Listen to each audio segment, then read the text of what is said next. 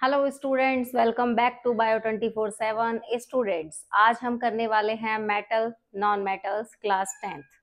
वहां पर हम मेटल और नॉन मेटल चैप्टर का पार्ट 1 क्लियर करेंगे बेटा आज हम लोग। और यहाँ पर आपका एक एक एनसीईआरटी का टॉपिक, एनसीईआरटी की लाइन और आपके जो क्वेश्चन बोर्ड में आने वाले हैं ये आपके इसी वीडियो में क्लियर हो जाएंगे। इसके दो पार्ट्स बनाए जाएंगे। आज हम पार्ट 1 करेंगे और नेक्स्ट हम पार्ट 2 करेंगे। So let's start. हम स्टार्ट करने वाले हैं बच्चों मेटल्स एंड नॉन मेटल्स।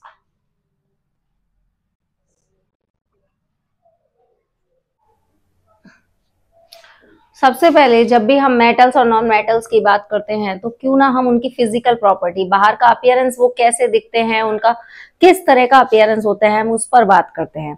तो अगर हमने उनका अपीयरेंस सीख लिया तो फिजिकल प्रॉपर्टी से ही हम अंदाजा लगा पाएंगे कि वो किस तरह के होते हैं।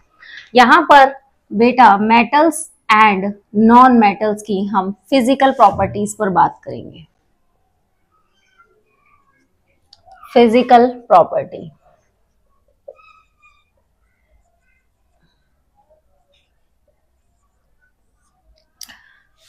हम नोट्स भी कुछ इसी तरीके से बनाएंगे जिससे कि आप आराम से समझ सकें कि आपने क्या, किस कॉन्सेप्ट को किस तरीके से क्लियर किया है। तो नोट्स बनाने का तरीका भी यही है कि प्रॉपर हेडिंग्स और प्रॉपर तरीके से आप समझ पाए कि आपने क्या लिखा है। तो मेटल्स बेटा, जनरली अगर मैं मेटल्स की बात करूं तो आपके दिमाग में अगर आप आसपास ज्यादा जो जेनरिक देख रहे हैं वो आप मान के चलिए, जैसे गोल्ड है, सिल्वर है, आयरन है, ये सारे मेटल्स, और इसके अलावा कॉपर, एल्यूमिनियम, बहुत सारे मेटल्स हैं जिनके बारे में आपको बात करनी है। पर आपकी एनसीईआरटी के अकॉर्डिंग जो यहाँ पर दिए हैं हम उन पर बात करते हैं। तो बेटा गोल्ड, सिल्वर, आयरन, इनमें सबसे विशेष बात अगर कोई देखी जाए स्पेसिफिक, तो सबसे पहली बात ये होते हैं सॉलिड फॉर्म में। कैसे होते हैं ये? Solid form. ठीक है, तो मेटल्स की पहली क्वालिटी, ये जनरली सॉलिड फॉर्म में होते हैं। सेकेंड, हार्ड होते हैं। ये अगर मैं इन्हीं को देखूं और इन्हीं के ऊपर बात करूं तो ये यहां से निकल कर आ रहा है कि ये हार्ड होते हैं। थर्ड, इन तीनों में एक खास बात है, लस्ट्रस होते हैं। What is the meaning of lustrous? Lustrous का मीन्स होता है बेटा शाइनी, चमकदार होते हैं। नेक्स्ट, अगर हम इनकी बात करें तो इन तीनों को या इसके अलावा कॉपर, एल्यूमिनियम, जिसकी भी हम बात करें, इनमें क्वालिटी होती है ये मैलिएबल होते हैं। What is the property of malleable? तो मैलिएबल होती है ऐसी प्रॉपर्टी जिसमें आप मेटल को पीट पीट के उसकी एक लंबी पतली चादर बना सकते हैं। तो इसमें मैलिएबिलिटी का गुण पाया जाता है। यानी कि अगर मैं यहाँ लिख दूं, आप पतली थिन शीट बना सकते हैं। इनको पीटा जाता है, पीट पीट करके पतली शीट्स बनाई जाती हैं, पतली पतली चादरें बनाई जाती है और उनके अलग अलग यूजेस लिए जाते हैं। नेक्स्ट अगर बात करें तो यहाँ होती है डक्टिलिटी। मेटल्स की एक और खास बात है कि इनमें डक्टिलिटी पाई जाती है। डक्टिलिटी का मतलब है कि इनके पतले पतले वायर बनाए जाते हैं, मोटे भी बनाए जा सकते हैं, लेकिन इनकी वायर फॉर्म बनाई जाती है। मेटल को अलग अलग फॉर्म में काम में ले जा सकता है। जैसे कि मैं अगर मैं गोल्ड की बात करूं तो गोल्ड का इतना, मतलब 1 ग्राम गोल्ड से कम 2 किलोमीटर लंबा थिन वायर बनाया जा सकता है। तो सोचो कि मेटल को कितना, किस किस तरीके से यूज में लिया जा सकता है। इसी वजह से इनका फिजिकल प्रॉपर्टी एक स्पेशल क्वालिटी रखता है। जैसे कि डक्टिलिटी का मतलब है वायर बनाना। तो ये आपके कुछ की नोट्स हैं जो आपको इस तरीके से काम देंगे कि आपके सारे क्वेश्चंस यहीं हल हो जाएंगे। Sixth, conductivity. कंडक्टिविटी वाला पॉइंट अगर आप देखें तो इन सभी में ये सब के सब good conductor of electricity and heat, ये सब के सब क्या पाए जाते हैं? Good conductor of electricity and heat. जैसे कि कॉपर और एल्यूमिनियम के तो बर्तन भी बनाए जाते हैं। गुड कंडक्टर, और कॉपर की वायरिंग आप जानते हैं घरों में सब जगह कॉपर के अंदर जो इलेक्ट्रिसिटी वायर बने हुए वो कॉपर के बने हुए हैं। Good conductivity of electricity and heat पाई जाती है।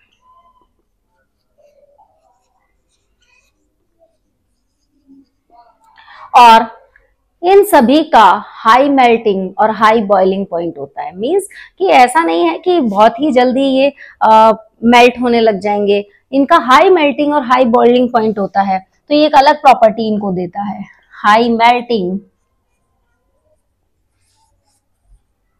एंड हाई बॉइलिंग पॉइंट होता है।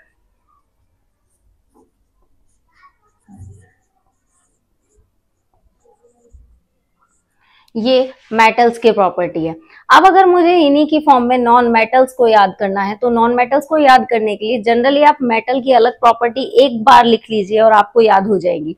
उसके बाद नॉन मेटल्स में जस्ट वाइस वर्सा कर देना है, वाइस वर्सा कर देना है। और इसकी फॉर्म को देखो, नॉन मेटल्स देखा जाए, नॉन मेटल्स जो है ना वो सॉलिड, लिक्विड और गैस तीनों फॉर्म में मिलते हैं। तो नॉन मेटल्स आपके सॉलिड, गैस और लिक्विड्स तीनों फॉर्म में पाए जाते हैं। जैसे कि लिक्विड में आएगा आपका ब्रोमीन, एक ही होता है। गैसियस में आपके क्लोरीन, फ्लोरीन, इस तरह की गैसेस, ऑक्सीजन, कार्बन, सल्फर, इस तरह की गैसेस आपकी पाई जाएंगी। सॉलिड्स में आपका आ जाएगा कार्बन, सल्फर, ठीक है। क्लोरीन, फ्लोरीन, ऑक्सीजन ये आपके गैसेस फॉर्म में आ जाएंगे। कार्बन और सल्फर आपका सॉलिड्स फॉर्म में आ जाएगा और लिक्विड आपका ब्रोमीन फॉर्म में आ जाएगा। तो यहाँ ये सिर्फ सॉलिड फॉर्म में मिलता है और ये सॉलिड, लिक्विड और gas. Generally non metal soft होते हैं, सॉफ्ट ब्रिटल होते हैं। जैसे कि अगर मैं आपको बात करूं, लकड़ी, कार्बन एज अ फ्यूल माना जाता है, तो लकड़ी है उसको अगर पीट पीट कर तोड़ा जाए तो वो एक तरीके से ब्रिटल है, टूट जाएगा, पाउडर फॉर्म में आ जाएगा। आपने लकड़ी का बुरादा भी देखा होगा। तो ये सॉफ्ट होते हैं जनरली। लस्ट्रस, कोई चमक इनमें नहीं होती है, ये चमकदार नहीं होते हैं, नॉन लस्ट्रस होते हैं। फोर्थ पॉइंट, मैलिएबिलिटी, इनमें मैलिएबिलिटी नहीं पाई जाती। नॉन मैलिएबल यानी इनकी पीट पीट कर पतली चादरें नहीं बनाई जा सकती, वो प्रॉपर्टी सिर्फ मेटल में मिलती है। नॉन मैलिएबल होते हैं ये, शीट फॉर्म नहीं हो सकती, ठीक है। मैलिएबिलिटी के ब्रैकेट में मैं शीट लिख रही हूं ताकि आपको याद हो जाए कि पीट पीट कर पतली चादरें बनाई जाती हैं। डक्टिलिटी, नॉन डक्टाइल होते हैं। तो आप देख पा रहे हैं कि अगर मुझे मेटल्स याद हैं तो कुछ प्रॉपर्टी जस्ट वाइस वर्सा है उसकी। कंडक्टिविटी की बात करें तो they are poor conductor of heat and electricity, ये गुड कंडक्टर है। Non metals are poor conductor of heat and electricity.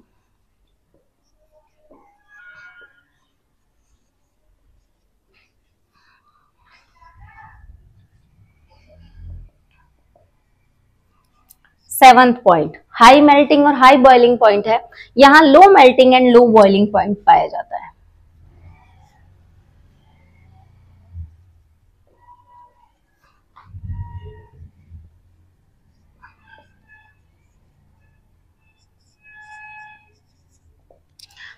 तो जैसा कि अब आप देख पा रहे हैं कि मेटल्स और नॉन मेटल्स को आपने कितना इजीली और बहुत फास्ट रिवीजन इसको कर लिया है। यानी कि आपने अगर एक बार मेटल को रिवीजन कर लिया तो आप नॉन मेटल भी कर पाएंगे, नॉन मेटल्स की फिजिकल प्रॉपर्टीज को आप दे पाएंगे। लेकिन उसके लिए सबसे पहले आपको याद होना चाहिए कि मेटल्स आप जेनरिक कहाँ कहाँ देख रहे हैं। गोल्ड है, सिल्वर है, आयरन है, एल्यूमिनियम है, कॉपर है, बहुत से मेटल्स हैं। पर जेनरिक जो आप देख रहे हैं आप उन पर ध्यान देंगे तो आपको पता लग जाएगा हम किस बारे में बात करें। Non metals, carbon, sulphur, chlorine, bromine, bromine, ये सब आप डाल सकते हैं। तो ये हैं आपके फिजिकल प्रॉपर्टीज। अब क्या हमको इनकी फिजिकल प्रॉपर्टी हमने सीख ली है, क्या यहाँ कोई एक्सेप्शन होता है या सारे जैसा ऐसा दिखाया गया है ऐसा ही होता है? जी नहीं, यहाँ पर एक्सेप्शंस भी होते हैं। देखो, सारे ऐसे नहीं होते हैं, कुछ ना कुछ नॉन मेटल्स के भी एक्सेप्शन है और कुछ ना कुछ मेटल्स के भी एक्सेप्शन है। तो अब हम बात करेंगे सिर्फ एक्सेप्शंस पे, क्योंकि एनसीईआरटी में डायरेक्ट पूछ लिया जाते हैं क्वेश्चंस। तो हम अब एक्सेप्शंस पे बात करेंगे। तो यहाँ पर अब मैं इसको रब कर दे रही हूँ, आप इसका जो भी नोट्स यहाँ पर लिखे जा रहे हैं इनका एक स्क्रीनशॉट लेकर के लिख सकते हैं। अब हम बात करेंगे exceptions of metals and non metals. तो अब हम सिर्फ एक्सेप्शंस पर बात करते हैं। First point was metals are solid, metals solids form में मिलते हैं। बट यहाँ एक्सेप्शन है कि मेटल का एक लिक्विड फॉर्म, एक मेटल ऐसा है जो लिक्विड फॉर्म में पाया जाता है रूम टेम्परेचर पे। तो मेटल्स में एक्सेप्शन है मरकरी, मरकरी हाइड्रोजीरम, ये आपको लिक्विड मिलेगा एट रूम टेम्परेचर। तो क्वेश्चन आ सकता है, name the metal which liquid at room temperature. ये आप जानते हैं थर्मोमीटर में मरकरी पारा जो होता है आप देखते हैं, तो ये लिक्विड होता है as a room temperature. Metals are generally hard, पर वहां पर भी एक्सेप्शंस हैं, जैसे कि सोडियम एंड पोटेशियम, ये दोनों सॉफ्ट मेटल है। एक और नाम दे दिया जाता है, जैसे लिथियम भी है आपके पास, तो ये क्या है, सोडियम और पोटेशियम इतने सॉफ्ट होते हैं, we can cut with knife, इनको नाइफ से भी काटा जा सकता है, ये इतने सॉफ्ट होते हैं। मेटल्स का जनरली हाई मेल्टिंग और हाई बॉइलिंग पॉइंट होता है, लेकिन यहाँ पर कुछ मेटल एक्सेप्शनल एक्सेप्शनल दो मेटल ऐसे हैं जिनका मेल्टिंग और बॉइलिंग पॉइंट लो होता है, इतना लो होता है कि वो हाथ पे रख दिए जाएं तो मेल्ट हो जाते हैं, मेल्ट फॉर्म में आ जाते हैं, जैसे gallium and caesium have low melting point. इनका मेल्टिंग पॉइंट बेटा लो होता है, ये पाम पर मेल्ट हो जाते हैं, आपकी हथेली पर आप इसको रखेंगे तो मेल्ट ऑन योर पाम।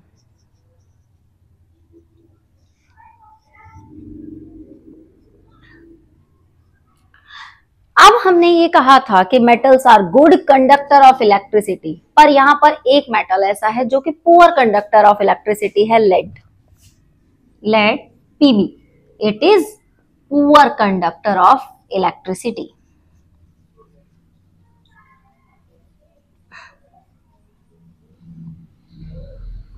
तो अब आप देख रहे पा रहे होंगे कि सारे मेटल्स के एक्सेप्शन हमने एक ही जगह लिख लिए हैं। अब हमें बहुत आसानी से सारे एक्सेप्शंस मेटल्स रिलेटेड अब आपको याद हो जाएंगे। सबसे पहले हम उनकी फिजिकल प्रॉपर्टी देखेंगे, फिजिकल प्रॉपर्टी के बाद ही हम उनके एक्सेप्शंस को निकालेंगे। अब हम बात करते हैं नॉन मेटल्स की। तो नॉन मेटल्स में भी कुछ ना कुछ एक्सेप्शंस होते हैं, जैसे कि आप नॉन मेटल्स की बात कर रहे थे कि वो नॉन लस्ट्रस होते हैं, लेकिन यहां पर iodine, graphite, diamond are lustrous, बहुत ही चमकदार है। लस्ट्रस मतलब शाइन, चमकदार है। वहीं पर हमने कहा था कि non metals are soft, but diamond is the hardest natural substance in nature. Diamond क्या है, हार्डेस्ट सब्सटेंस है, हार्डेस्ट नॉन मेटल है, डायमंड इज हार्ड। हमने कहा था कि non metals are poor conductor of electricity, but यहां पर ग्रेफाइट ऐसा है जो कि कंडक्टर है, graphite is a conductor of electricity.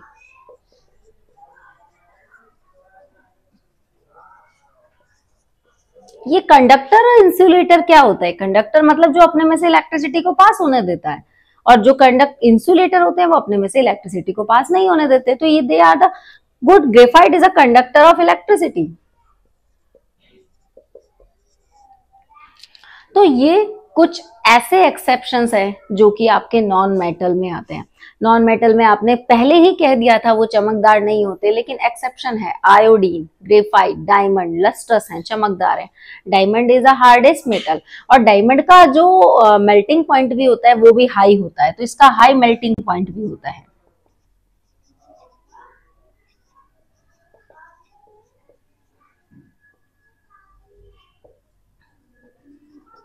अब आप देख पा रहे होंगे डायमंड ज्वेलरी में काम आता है, गोल्ड सिल्वर भी ज्वेलरी में ही काम आता है।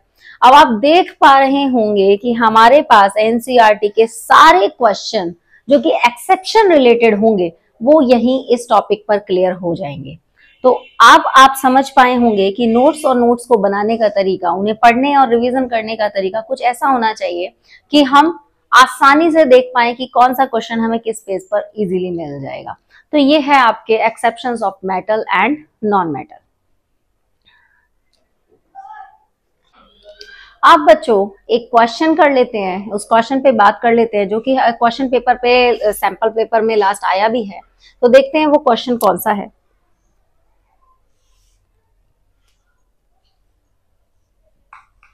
हम इसी लेक्चर में क्वेश्चंस पे भी बात करेंगे कि कौन कौन से क्वेश्चंस हैं जो लास्ट आए हैं और उनके आंसर क्या हो सकते थे जिनको लिखने से आपके अच्छे मार्क्स आप गेन कर पाते। जैसे कि why cooking vessels are made up of copper and aluminium. तो इसका आंसर आप क्या लिख सकते हैं, cooking vessels are made up of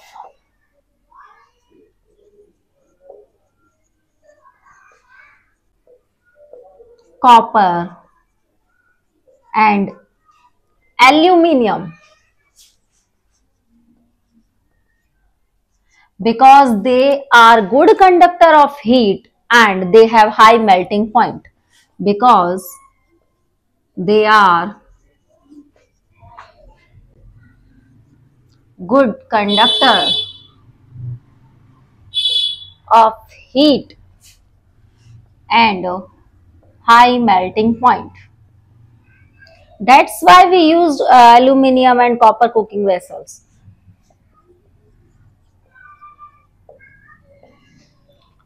अगर मैं एक और लाइन आपको बताना चाहूं, मैंने बार बार पढ़ा ग्रेफाइट, फुलरेन, डायमंड, इनके फुलरेन तो मैंने अभी बात ही नहीं किया, लेकिन ग्रेफाइट और डायमंड के बारे में हमने बात की थी। तो diamond and graphite are allotropes of carbon, जो कि हम next chapter carbon and its compound में एलोट्रोप्स को बहुत इजीली समझेंगे।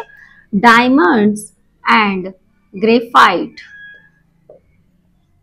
Are allotropes of carbon.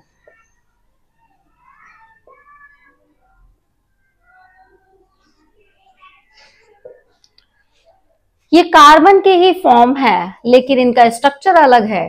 That's why they diamond and graphite are different, chemical structure अलग होने की वजह से। अब हम बात करेंगे, फिजिकल प्रॉपर्टी हम पढ़ चुके हैं, एक्सेप्शंस को हम अच्छे से देख चुके हैं। अब बच्चों हम देखने वाले हैं what are the chemical properties of metals. So come to the next point.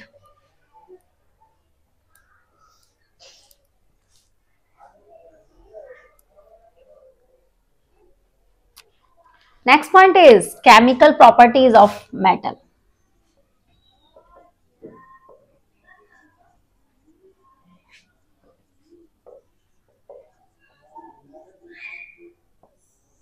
अब क्योंकि हम केमिकल प्रॉपर्टीज की बात कर रहे हैं, तो नेचुरल सी बात है केमिकल रिएक्शंस होंगे और केमिकल रिएक्शंस को देखना होगा हमें। तो सबसे पहले बच्चों, केमिस्ट्री के ये चारों चैप्टर के लिए एक बात याद रख लेना, गुरु मंत्र है ये आपके लिए कि आप रिएक्टिविटी सीरीज को दिमाग में रख के चलें और उसे एक रफली लिख लिया करें। जैसे कि इसके निमोनिक भी हैं, काशीनाथ का माली, आलू जरा फीके से पकाता है। ये बच्चों के लिए एक निमोनिक्स है, जो बच्चा मतलब वैसे नहीं याद कर पाते हैं तो निमोनिक से याद कर लें। कौन है आगे आओ, ये कुछ ऐसा निमोनिक है, ये रिएक्टिविटी सीरीज को याद बताता है और आप उसको याद कर सकते हैं, क्योंकि आप बच्चों की उम्र में, आपकी फॉर्म में आपको इजी लैंग्वेज लगता है तो आप उसी तरीके से याद करते हैं। हाइड्रोजन से ऊपर हैं जो मोस्ट रिएक्टिव हैं, यू नो वेरी वेल, और ये केमिकल रिएक्शन अच्छे से कर लेते हैं, और जो नीचे वाले हैं वो केमिकल रिएक्शन में थोड़ा लो होते हैं। तो यहाँ पर मेटल की सबसे पहले रिएक्शन दिखाएंगे, मेटल विद ऑक्सीजन। मेटल्स का रिएक्शन ऑक्सीजन के साथ क्या होगा, तो यहां पर सबसे ऊपर तो मोस्ट रिएक्टिव हो गए, तो मोस्ट रिएक्टिव की तरफ चलते हैं और वहां रिएक्शन करके देखते हैं। अगर मैं K potassium, you know very well what is K, is potassium. Potassium react with oxygen और gives potassium oxide K2O। Balancing की बात हम अब यहाँ नहीं करेंगे क्योंकि हमें बैलेंस नहीं करना है, हमें रिएक्शंस देखने हैं। So don't worry about the balancing. Okay, now Na, sodium का रिएक्शन ऑक्सीजन के साथ, तो आप बनाएंगे Na2O, सोडियम ऑक्साइड। एक बात हम एसिड बेस और साल्ट चैप्टर से जानते हैं कि मेटल के oxides are generally basic in nature. तो ये मेटल ऑक्साइड है, ये मेटल ऑक्साइड है, दोनों मेटल ऑक्साइड्स आर, दोनों क्या, मेटल के जितने भी ऑक्साइड्स हैं are generally basic in nature. Metal oxides, हमारा एक क्वेश्चन देखिए यही क्लियर हो गया, metal oxides are generally basic in nature. जब मैं यहाँ पर metal oxide generally basic in nature हैं, तो non metal acidic in nature हैं। पर हम तो अभी मेटल ऑक्साइड्स की बात कर रहे हैं, और बेसिक नेचर को अगर टेस्ट करना हो तो हम लेकर आएंगे मॉइस्ट लिटमस। मॉइस्ट लिटमस को जब हम इससे टच कराएंगे तो क्या होगा, कलर चेंज होगा, रेड टू ब्लू, बेस का नेचर है रेड टू ब्लू। पर मॉइस्ट ही क्यों, लिटमस मॉइस्ट ही क्यों? बिकॉज ड्राई लिटमस टेस्ट कोई देगा ही नहीं, क्योंकि ड्राई लिटमस पे आयंस रिलीज नहीं होंगे। जब आयंस ही रिलीज नहीं होंगे हाइट H+ या OH-, तो कैसे टेस्ट आएगा? किसी को भी इसको टेस्ट करने के लिए मॉइस्ट होना जरूरी है, ड्राई पर कोई टेस्ट नहीं आएगा। तो ऐसा क्वेश्चन भी हो तो आप आसानी से बता सकते हैं। Basic in nature, metal oxides are basic in nature, और मॉइस्ट लिटमस को ये कैसा कर देता है, रेड टू ब्लू। चलिए टेस्ट भी हो गया हमारा, आपने चेक भी कर लिया।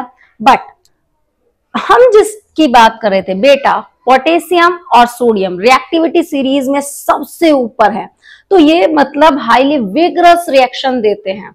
मतलब कि इनका रिएक्शन ऐसा है कि ये एयर के कांटेक्ट में आते ही, हवा में नमी भी है तो उसके कांटेक्ट में आते ही ये रिएक्ट करते ही आग पकड़ लेते हैं, दे कैचेस फायर।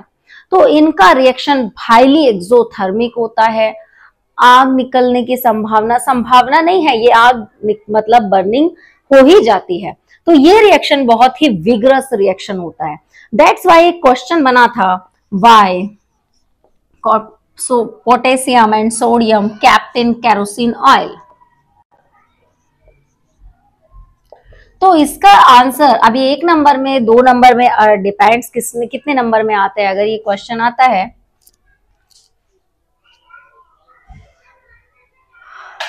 वाई, ये क्यों रखे जाते हैं केरोसिन ऑयल में, because they gives vigorous reaction. इनका रिएक्शन कैसा होता है, contact with air, when potassium and sodium react with air और water.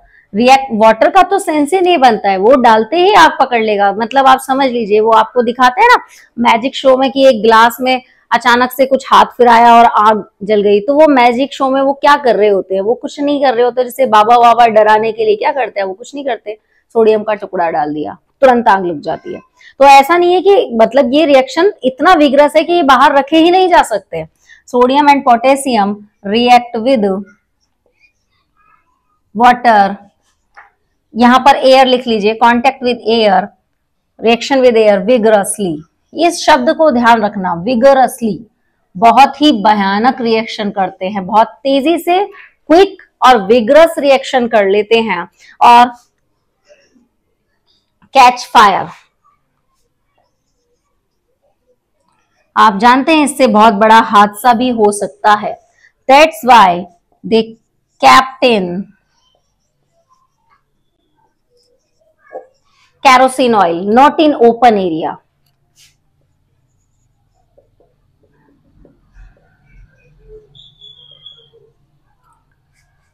I hope you understood very well कि what's going on in this reaction, in this topic. You know, highly reactive potassium and sodium, when contact with air, they make metal oxide, potassium oxide and sodium oxide. They are basic in nature. Metal oxides are generally basic in nature. और ये moist, अगर आपको test करना है कि base है या नहीं, तो आप मॉइस्ट लिटमस को पास ले जाइए और रेड टू ब्लू चेंज आएगा और आप समझ जाएंगे ये बेस है। और क्वेश्चन ये बनता है कि ये विगरस है तो इन्हें केरोसिन में क्यों रखा जाता है, because they are highly reactive, और जो ये रिएक्शन देते हैं बहुत ही विगरस रिएक्शन होता है, हाईली एक्सीडेंट हो सकता है और कैच फायर, आग पकड़ सकता है, विस्फोटक है ये एक तरीके से। तो क्या अब मैंने इतना टॉपिक यहाँ पर लिखा है, यहाँ से क्वेश्चन जो आने वाला है वो आपका डन है। अब हम क्या और मेटल्स के साथ रिएक्शन करके देखें, लाइक हम Mg ले लेते हैं, Al ले लेते हैं, हम CO से भी करके देखते हैं तो क्या रिएक्शन होते हैं। चलिए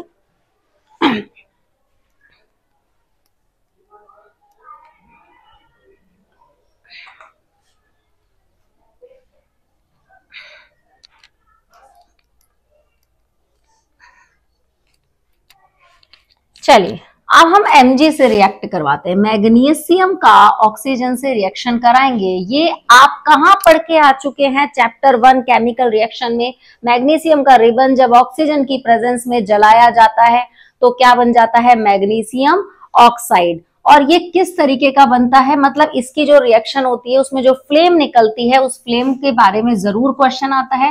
it is dazzling white flame. It Burns with, आप लिखेंगे पूरा, Burns with dazzling white flame. ये डेजलिंग व्हाइट फ्लेम का मतलब इतनी चमकदार फ्लेम होती है कि मतलब आप कुछ देर बाद तक आसपास का कुछ देख नहीं पाएंगे, इतना चमक, मतलब आप नेकेड आई से अगर इसको देख रहे हैं तो आपकी आंखों में इतनी चमक जाने वाली है, बहुत ही चमकदार फ्लेम है ये। ठीक है, नेक्स्ट एल्यूमिनियम। एल्यूमिनियम का आप ऑक्सीजन से रिएक्ट करा दीजिए। आप जानते हैं Al का वैलेंसी 3+ है और यहां पर आप इसका रिएक्शन कराएंगे तो बन जाएगा Al2O3, एल्यूमिनियम का ऑक्साइड बन जाता है।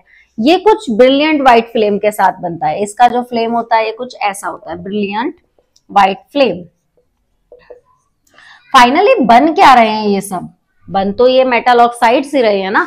हम यहाँ एसिड बेस वगैरह कुछ नहीं पढ़ रहे, केमिकल रिएक्शन हम पढ़ रहे हैं कि मेटल्स का रिएक्शन होता है तो क्या बन जाता है। तो मेटल्स के जो रिएक्शन हुआ वो हमारे सामने है। ये बन जाता है आपका मेटल ऑक्साइड, जो कि जनरली बेसिक इन नेचर है। ये मैं बार बार इसलिए बोल रही हूँ, क्वेश्चन में आ जाता है डायरेक्ट।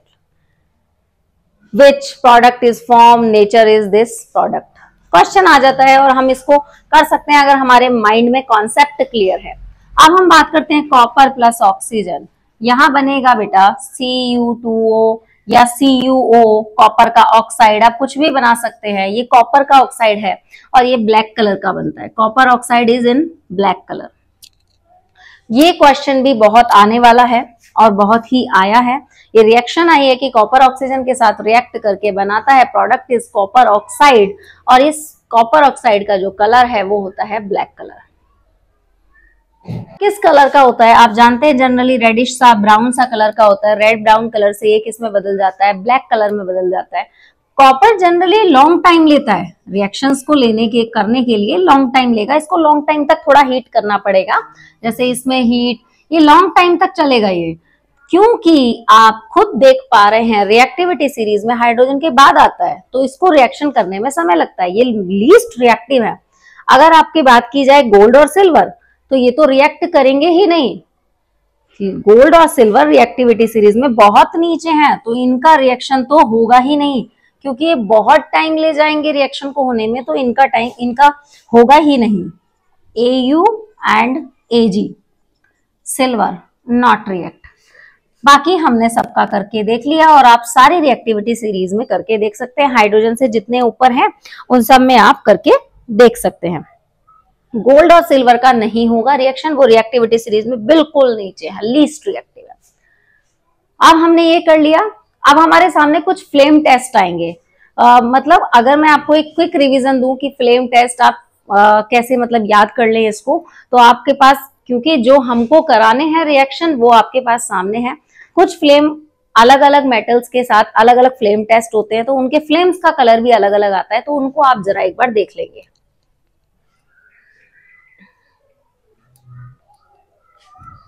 अब हम करेंगे फ्लेम टेस्ट। ये सिर्फ आपके लर्निंग के पर्पस से मैं आपको बता रही हूँ कि किस किस में कौन कौन से कलर की फ्लेम आती है।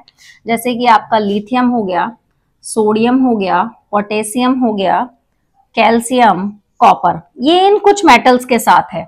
तो इनका जो फ्लेम का कलर कैसा रहता है, सबसे पहले इनकी जो आयंस है वो किस फॉर्म में है, लिथियम पॉजिटिव है ना, Li plus, Na plus, potassium plus, calcium 2+, copper 2+।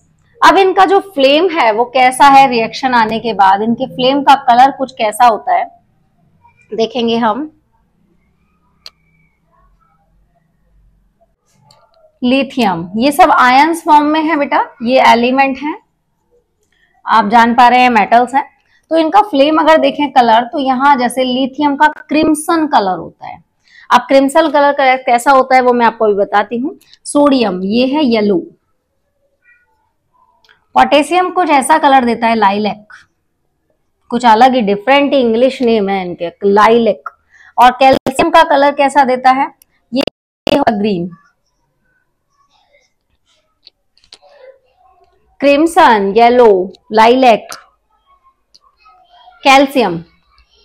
Calcium का कलर देगा बच्चों, ये गलत हो गया, मिसकंसेप्शन। कैल्शियम देगा बच्चों ऑरेंज रेड, और कॉपर देगा ग्रीन कलर। ये इनके फ्लेम टेस्ट है, फ्लेम कलर है। जैसे कि लिथियम का अगर रिएक्शन हुआ तो क्रिम्सन आया, सोडियम का येलो, पोटेशियम के लिए लाइलैक है, और कैल्शियम के लिए ऑरेंज रेड, और कॉपर के लिए ग्रीन कलर आएगा। तो ये आप एक क्विक रिवीजन दे सकते हैं कि कौन सा किसके लिए कौन सा कलर आएगा।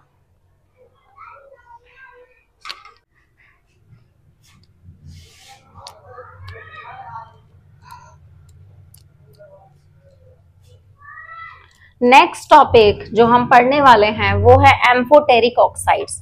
मेटल ऑक्साइड्स पढ़ लिए, अब हम एक बार एम्फोटेरिक ऑक्साइड्स भी पढ़ेंगे, ये क्या होते हैं।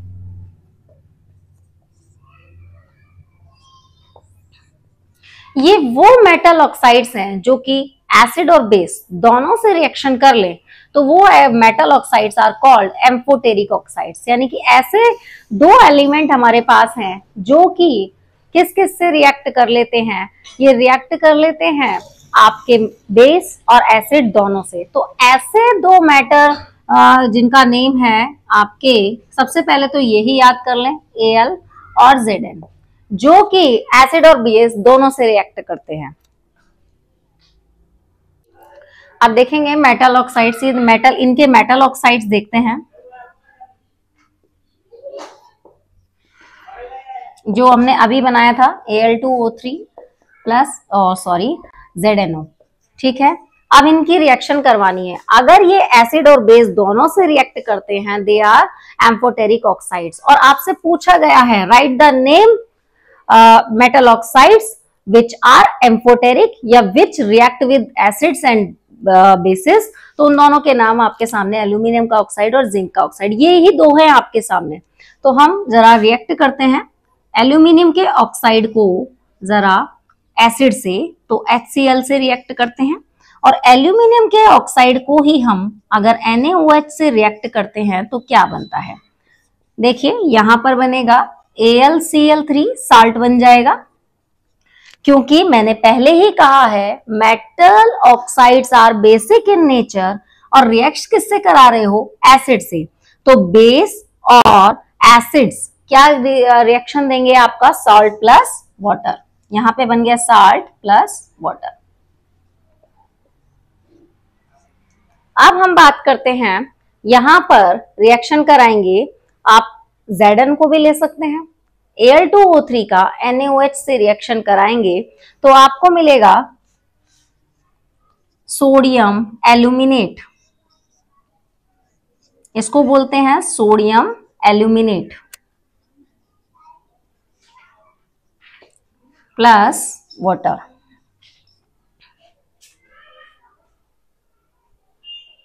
जो देखा जाए तो ये वाला reaction acid plus base is called gives salt and water. तो एक तरीके से ये तो न्यूट्रलाइजेशन रिएक्शन भी हो गया ना। इसको अगर एसिड प्लस बेस वाला रिएक्शन है तो ये तो न्यूट्रलाइजेशन रिएक्शन भी हो गया है। अब हम बात करेंगे Zn से, जरा ZnO की रिएक्शन कराएंगे HCl से तो साल्ट बन जाएगा ZnCl प्लस H2O। और वापस अगर ZnO की रिएक्शन NaOH बेस से करा दें तो बन जाएगा सोडियम जिंकेट। तो यहां हमारा ये बन गया सोडियम जिंकेट।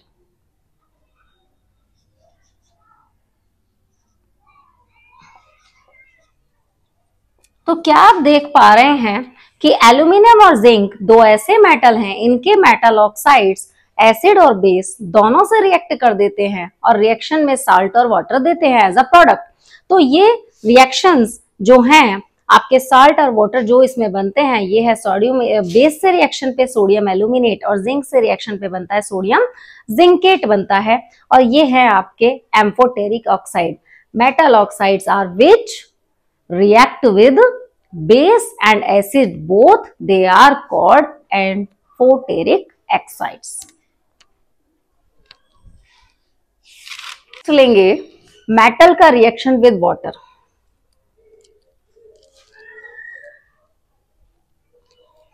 और इस रिएक्टिविटी सीरीज को अगर मैं ध्यान से देखूं तो बेटा यहां पर कुछ इस तरह की मैं आपको ट्रिक देती हूं कि आप आसानी से समझ पाएंगे कि किसका रिएक्शन क्या, क्योंकि वाटर की तो तीनों फॉर्म है, कोल्ड है, हॉट है और स्टीम है।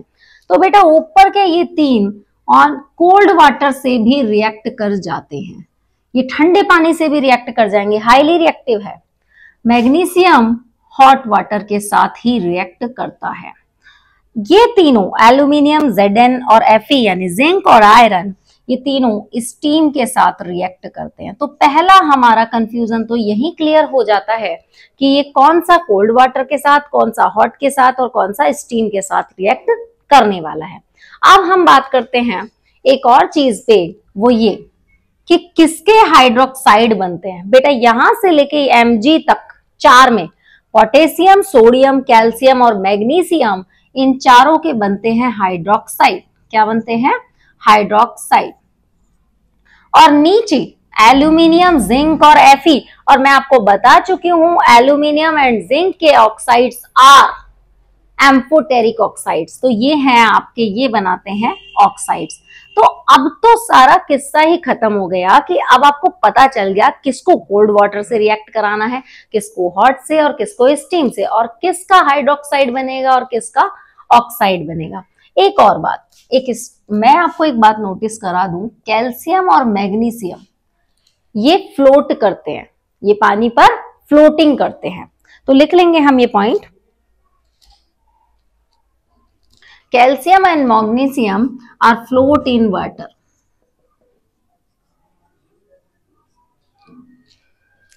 तो बच्चों इसी के साथ मेरा मेटल्स और नॉन मेटल्स का पार्ट 1 खत्म होता है। अब हम मिलेंगे मेटल्स एंड नॉन मेटल्स के पार्ट 2 में, जहां हम चैप्टर को कंप्लीट कर लेंगे। तो बच्चों आज आपने खुद देखा होगा कि मैंने आपको कुछ टिप्स एंड ट्रिक्स दिए हैं जिसकी वजह से आप मेटल्स एंड नॉन मेटल्स को रिवाइज कर पाएंगे और बहुत सारे क्वेश्चंस आपके यही क्लियर हो जाएंगे। तो तब तक के लिए बच्चों चैनल को लाइक, शेयर, सब्सक्राइब करते रहिए। Bye bye, thank you.